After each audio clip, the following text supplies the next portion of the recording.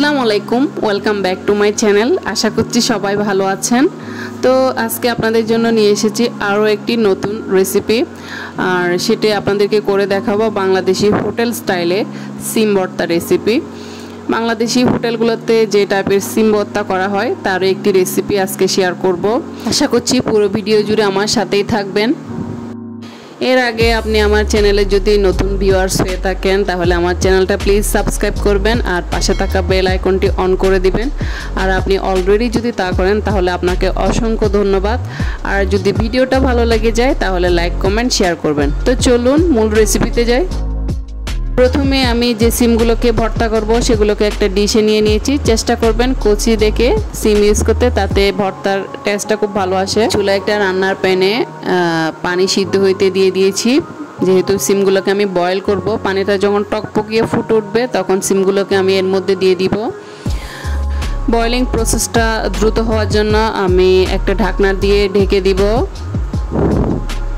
এবার সিমগুলো হালকা একটু সিদ্ধ হয়ে গেলে, পুরোপুরি সিদ্ধ করার দরকার নাই, এগুলোকে একটা স্ট্রেনারে আমি পানি ঝরতে দিয়ে দিব। এই যে দেখুন আমি পানি ঝরতে দিয়ে দিয়েছি সিমগুলোকে। এবার এই সিমের যে আঁশটা থাকে সেগুলোকে আমি এভাবে হাত দিয়ে ছাড়িয়ে নিব। আশা করছি সবাই জানেন, এটা আমার আসলে দেখানোর কিছুই নেই। এগুলো সিমের আঁশ আমি এভাবেই ছাড়িয়ে নিব। এবারে ব্লেন্ডারে হালকা একটু পেঁয়াজ কুচি আর সিদ্ধ করে রাখা সিমগুলোকে এবং ৬-৭টা কাঁচামরিচ একসাথে আমি ব্লেন্ড করে নিব। আপনারা চাইলে শিলপাটাইও ইউজ করতে পারেন। যদি ব্লেন্ড করেন তাহলে অবশ্যই সিমগুলোকে আগে ঠান্ডা করে তারপর ব্লেন্ড করে নেবেন। এই যে দেখুন সিমগুলোকে আমি ব্লেন্ড করে স্মুথ একটা পেস্ট তৈরি করে নিয়ে নিয়েছি। এবারে রান্নার একটি প্যানে 4 থেকে 5 টেবিল চামচ পরিমাণ সরষের তেল নিয়ে এখানে 3 থেকে 4টা রসুনের কোয়া থেতো করে দিয়ে দিয়েছি। এবারে দিয়ে দিয়েছি 2টা বড় সাইজের পেঁয়াজকে হালকা একটু ব্লেন্ড করে। এবারে পেঁয়াজ রসুনগুলোকে তেলের সাথে খুব ভালোভাবে নেড়ে নিচ্ছি। পেঁয়াজ রসুন যখন তেলের মধ্যে একটু নরম হয়ে যাবে তখন এই পর্যায়ে দিয়ে দিব স্বাদ মতো লবণ। আবারও খুব ভালোভাবে নেড়ে নিচ্ছি পেঁয়াজ রসুনগুলোকে। এবারে গুঁড়া মশলা হিসেবে শুধু অ্যাড করব 1/2 টেবিল চামচ হলুদ গুঁড়া, কারণ হলুদ গুঁড়াটা দেওয়ার পরে সিম থেকে একটা হলুদাভ কালার হবে, দেখতে খুব সুন্দর লাগবে, এই জন্যই দেয়া। আবারও সিমগুলোকে মশলার সাথে খুব ভালোভাবে নেড়ে নিচ্ছি। এটা একটু সময় নিয়ে করতে হবে, কারণ যত বেশি সময় ধরে সিমকে তেলের সাথে ভুনবেন টেস্টটা ততই ভালো আসবে। এবারে উপর থেকে দিয়ে দিব 2-3টা শুকনা মরিচকে হালকা একটু টেলে নিয়ে ক্রাশ করে দিয়ে দিব, যেটাকে চিলি ফ্লেক্স বলে। এবারে উপর থেকে দিয়ে দিব ধনেপাতা।